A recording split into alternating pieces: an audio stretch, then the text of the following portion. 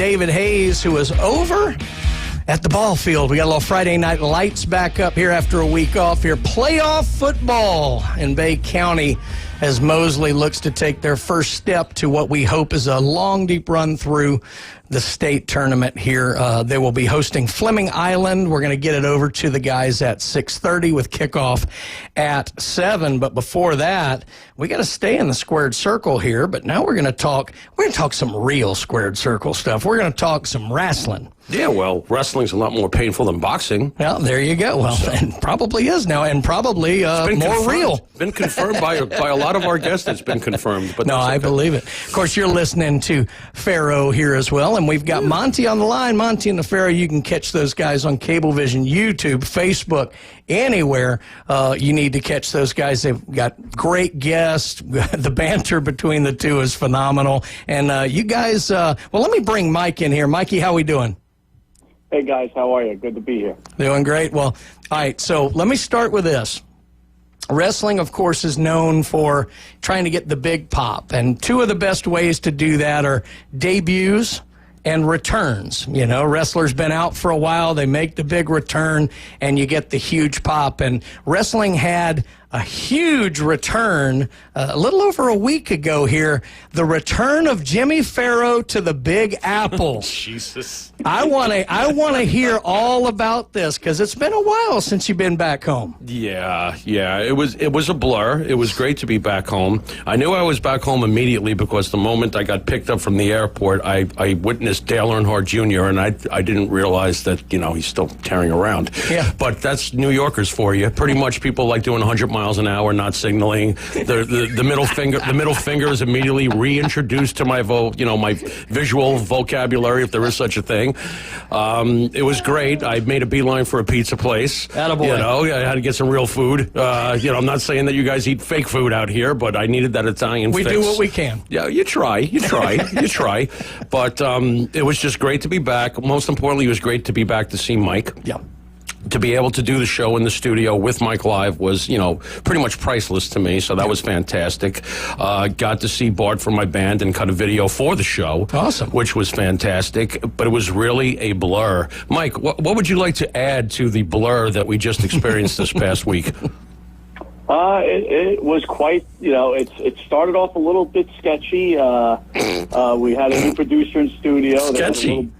Quite a bit of issues. Yeah. And that wasn't a good start, but it was great to see Jimmy. And then the Friday shows, it couldn't get any better than that. We had the ECW legend, Sandman, Todd Gordon, and the Queen of Extreme, Francine, in there. Mm-hmm. And needless to say, we all had a few drinks, and it was off to the races. Unbelievable. Yeah, or it was off to the hospital.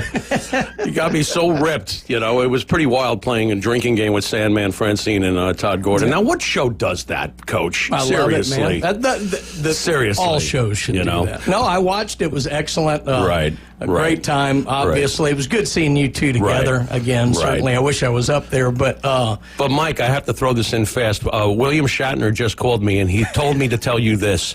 You stand there. You stand there. For sure. Yeah. Well, we met William Shatner, and what a letdown that was. Yeah, I've heard. Yeah. No. Beat me up. Well, but speaking of that, though, we always talk about, we pitch to your shows on Thursday, but you guys are doing some Friday shows. We're doing Friday. So talk about that. What do we got on tap tonight? Mike, I know we got the Tonka Kid. You want to fill in on the rest of it? We've got the WOW Women's of Wrestling with Miami Sweet, which is the present tag team champions of WOW. And I'm going to tell you, if you're not watching WOW, watch Monte the Pharaoh, because we've got something special planned for tonight. Uh-oh. Oh, okay. I'm nervous now. When he says that, now I got to have multiple TVs. I got to watch Mike Tyson knock Jake Paul out. We'll get into that later, trust me. Okay. I definitely want to hear y'all's take on that. I got to listen to the high school football game, and now I got to watch this too. So I'm just going to be multimedia. You're all over the place. You call me what? Yeah, ambidextrous. Is that too big a word out here? God bless you. So, Gesundheit.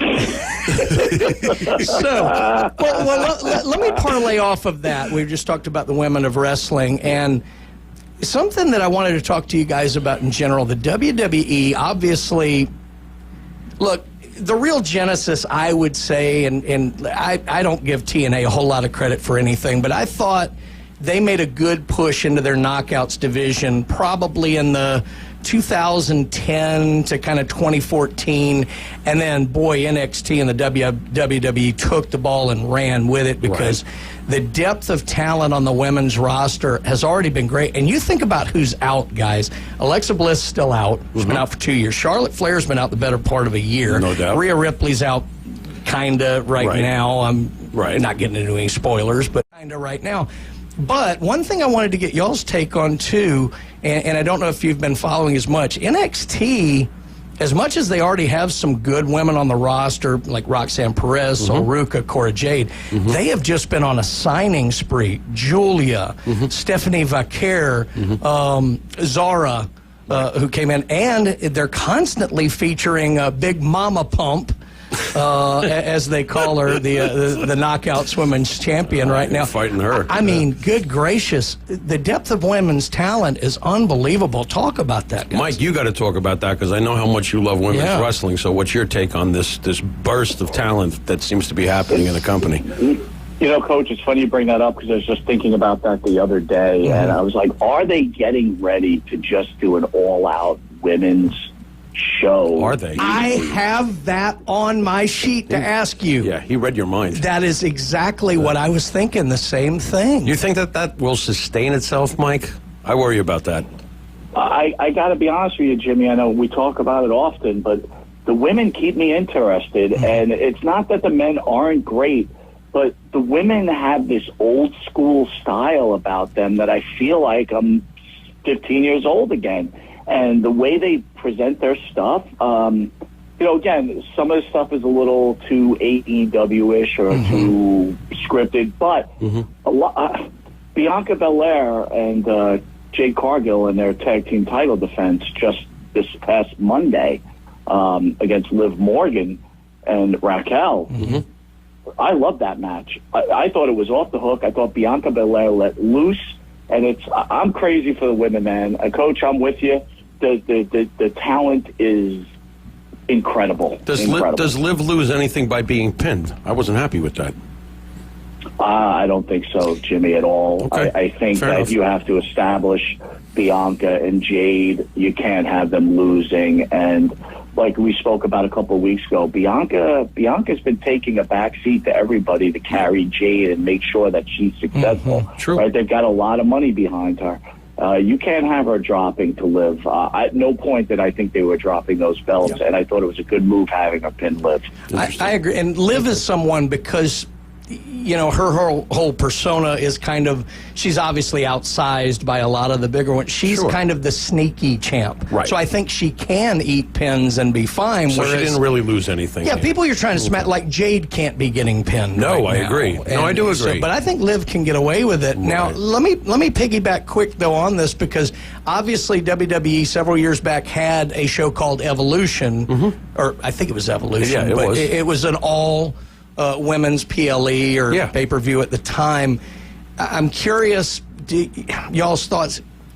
Would that be a good thing, or do we think it would be a bad thing to just have the women, just kind of keep them involved with the men? Like, What are you saying, to try to go back and do another exclusive ladies would doing only? another ladies-only show be a good idea or not? Not to freak you out, but Mike, and correct me if I'm wrong, because I think you were actually at Evolution. That's 6 years ago. Yeah.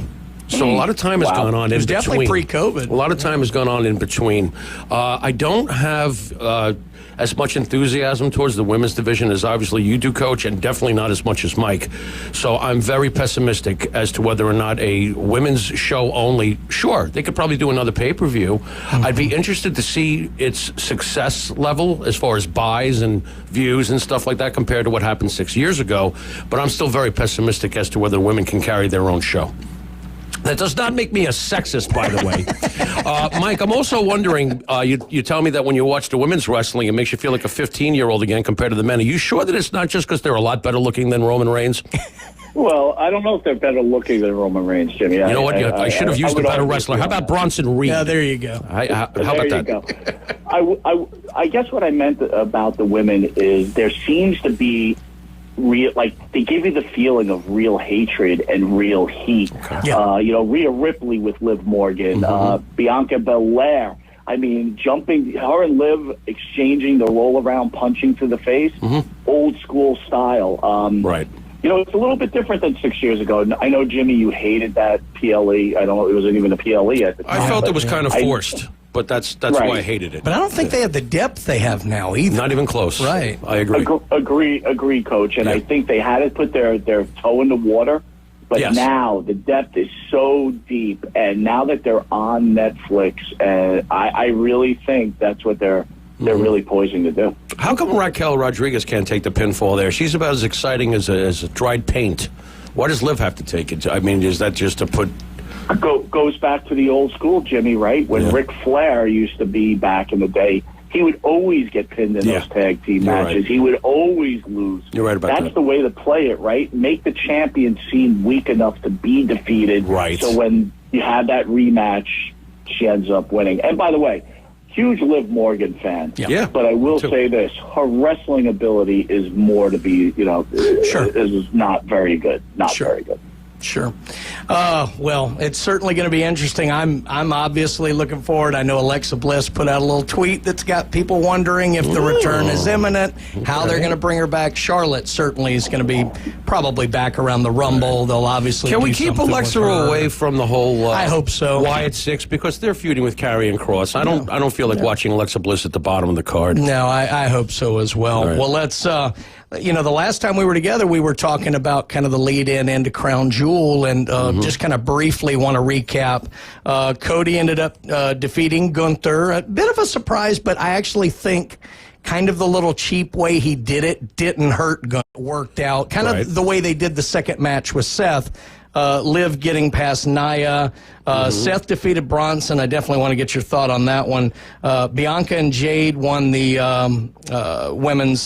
retained the tag in a four-way, which was surprisingly good for a four-way tag match, which can be a disaster. Agreed.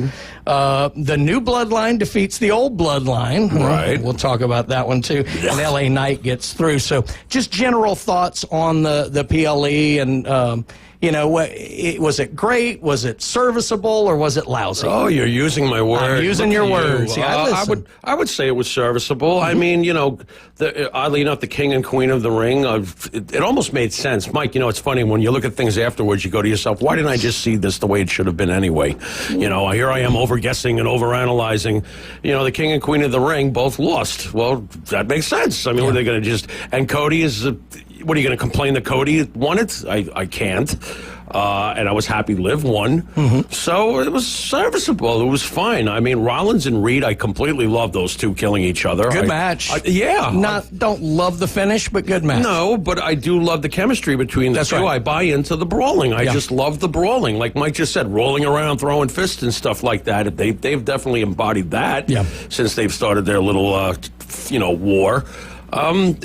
Serviceable. There it is, Coach. I mean, you pretty much called it. Mike, what do you say? I can't disagree with anything you guys said. I thought some of the matches were very poor, but then you had Orton Owens, which wasn't a match, right? Which was just off the hook. It was incredible. And it's funny you brought that up, Jimmy, Coach, is if you really just think about it, it all makes sense. Look, Cody Rhodes can't lose. Right. We're all heading roads all Cody Rhodes' roads are on their way to The Rock. I still will stand by that. And he needs to be undefeated against the boss, right, the final boss, and that's where he finally loses. I mean, that's got to be the story, and that's what I'm hoping for. But as an event itself, I'll give it a serviceable two. Should Bronson have eaten that pin, or is it a big deal with the way they've kind of pivoted off of that? They seem to have kept him fairly strong. He still looks strong to me. I wouldn't expect him to really win a feud with Seth freaking Rollins at this stage, but he's making a great showing and accounting for himself. He went from nowhere land to now I take him seriously. Yeah. Mission accomplished. Quickly, Mike, before we get into that, I remembered last time I popped you on the thought that Liv Morgan would get a hernia carrying that belt around if she won it. Well, they must have heard me because they decided to leave those belts in Saudi and give them rings. the ring idea, do we like that? I mean, that they're going to try and parlay that into something they do every year, and now, like Triple H said, it can be who has more rings. Do we like this, or is it just kind of... I'm indifferent towards it. And why are we leaving the belts in Saudi anyway? Well, it's pretty expensive belt, I believe. Sort of blood money involved in the size of those belts? I mean, what are we talking here? Oh, I'm sorry. Did I go there? I honestly love the concept. I think it's a great concept. You make these Saudi events mean something. Right. I love everything about it.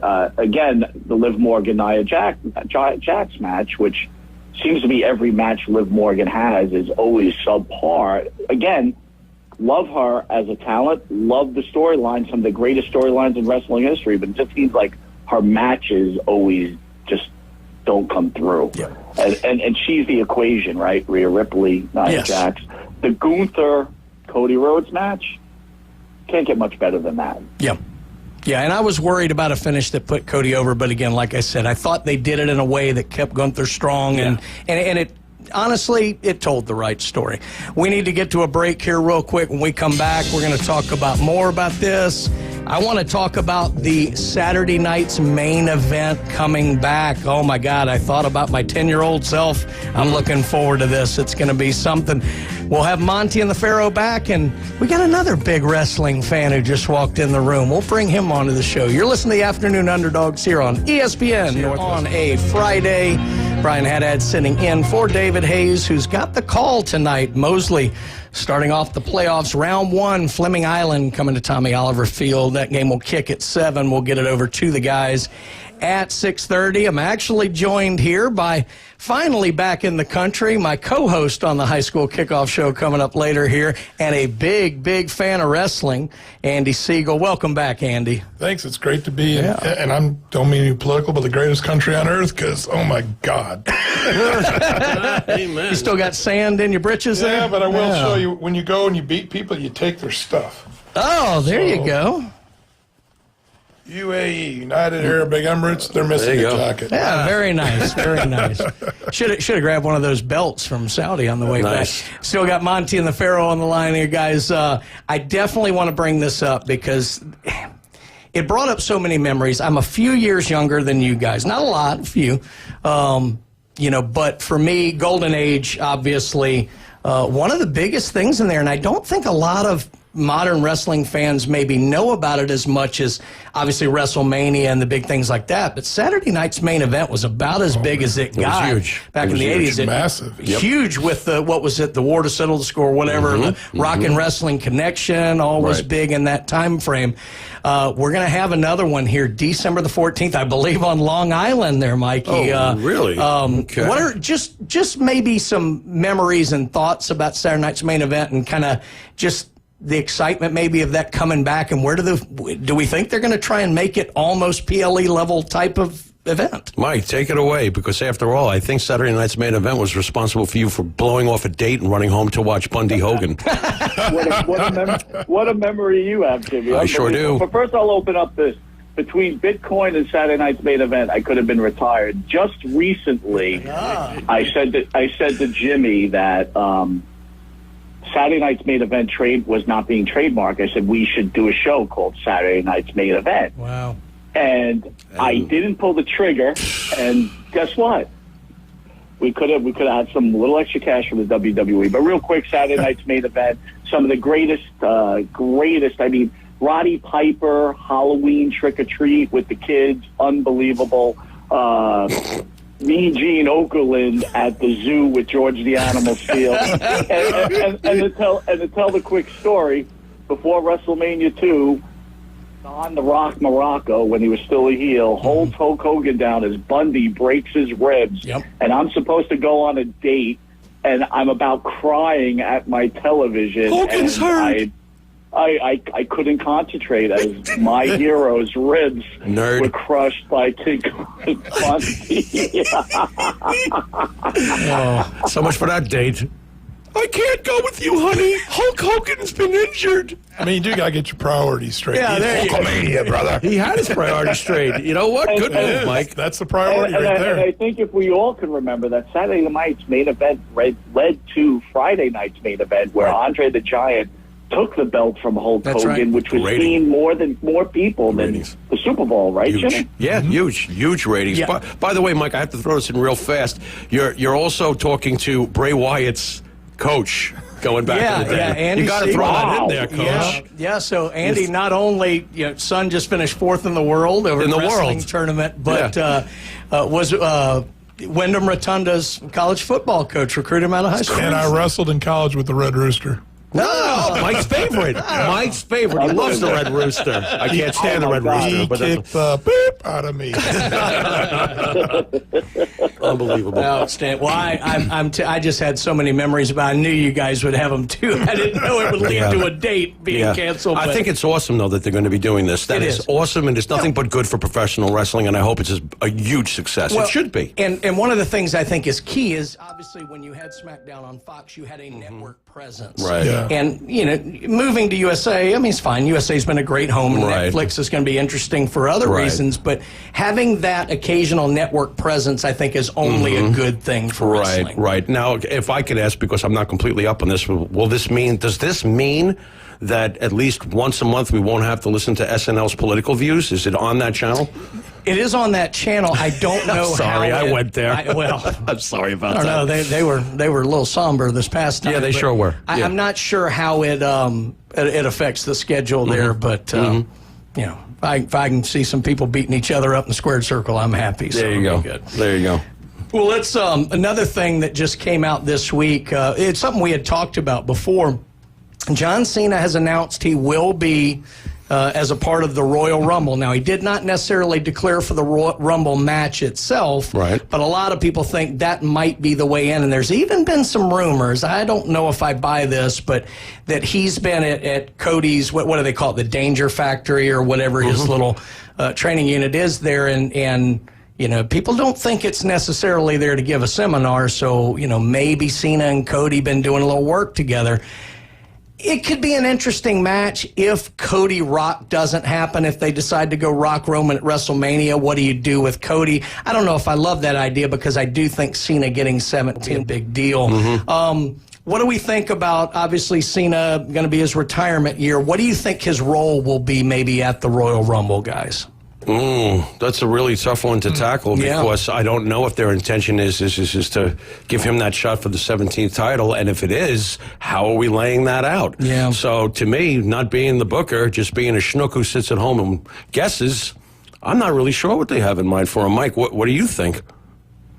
I can't see them plugging him right into that title picture. No. He's taken some serious losses, right? Right. Which really doesn't matter, but I think somehow he's got to squeak in, and I think it would be way too early. And honestly, guys, more importantly than Cena winning his 17th title, you know that he follows Monte The Pharaoh on Twitter. This is true. Hey, there we go. This is true. There we go. And Smart guy. And his pop is a good friend of ours, so there's that too. Well, let me ask you this. Obviously, this is going to be his last WrestleMania. Right. So, never say never in wrestling. Ric Flair's had 80 last matches. But Right. let's assume that John's going to hold to this and it's his last WrestleMania. You need his last WrestleMania match to be great. Now, it doesn't have to be for the title, but let's say it's not. What would be a good enough money match for Cena? Would it be Orton? Would it be Punk? That to me, I mean, there's a lot of history there with multiple people. I would think Randy, when it comes down to it, historically, Randy and John have been Batman and Joker, not in that order. I mean, pretty much. Well, and obviously their careers mirror similar timeline. Yeah, they absolutely do. But to me, unless you're bringing him back to get that 17th title, I'm not really sure why you're bringing him back. To be very honest, I bet you Mike probably feels the same way. If he's returning for a farewell tour, no one deserves it more than John. John is the greatest company man in the history of the company. No doubt. John's probably also one of the greatest human beings in the history of the company. So if he's not coming back to pass Flair, what is he here for? Yeah. So there's that. So outside of Randy, I mean, if you want to keep it fresh, let him go with Punk, but I'm not sure how that would be received either. Mike, what do you think? I think when he wins that 17th title, which is going to happen, it's going to be late 2025, right? Agreed. It's not 2000. It's not early 2025. Honestly, I don't know where you plug and play him right now. On a serious note, there's so many open-end things going on. with CM Punk winning a title, with The Rock against Cody. I don't know where they're going with this. All I know is they will give him a title. How he does it or how it happens, I don't know, but it will not be at WrestleMania. So is it possible that if they take the long run and go towards the end of the calendar year, that somehow Randy gets titles number 15 and 16, and you're looking at Randy and John to see who gets the 17th? But I ask you this as both wrestling fans, we're so used to the elongated title reign now. Do you really want this swapping now? No. I really don't want to go back to that. No. So as it's a good idea, Jimmy, and it could lead to something, I don't want to see Randy Orton win a belt twice within a calendar year. Right. You know? I agree. Yeah, I'm just searching. We're just grasping at straws to try to figure out the... excellent point. Well, the beauty of it is we don't know, so that gives us more times on the radio to talk about it. So, yeah, it does. I'd be remiss without asking two New Yorkers tonight. I mean, we're just a couple hours away. Iron Mike against the YouTube sensation himself. You know, the heel Paul family. Right. They're good at it. Right. Logan rules, Jake doesn't. Guys, but go ahead. Are we like the rest of the world, and what we want to see is Mike just knock him into next week? I want Mike to decapitate Jake Paul. I want Mike to knock him into the fifth row. Yes. I absolutely do. I think that it's funny, the traditional boxing fans do not like this matchup, and I understand why. I mean, being a little older, as you said, than you are, Mike and I remember during the 70s, Ali Frazier, Ali Foreman. Larry Holmes is underrated. He had 7 years as a great world's heavyweight 100%. champion. Mike Tyson you took a lot of crap back in the days for being that much better than his opposition. His haters are always like, oh, who did he ever fight? Who he ever fight? He fought a bunch of 245 to 50-pound guys who were taller than him, bigger than him, and he ruined all of them in less than 2 minutes. Early retirement. Okay? Mike Tyson was the greatest hard hitter I've ever seen in my life. If you want a one-punch guy outside of George Foreman, even at 50, by the way, George Foreman, that is the most powerful puncher I've ever seen. I'm on his side. He's mellowed great with age, in my opinion. I mean, as much as Mike Tyson's going to mellow. But I am completely pulling for him, Mike.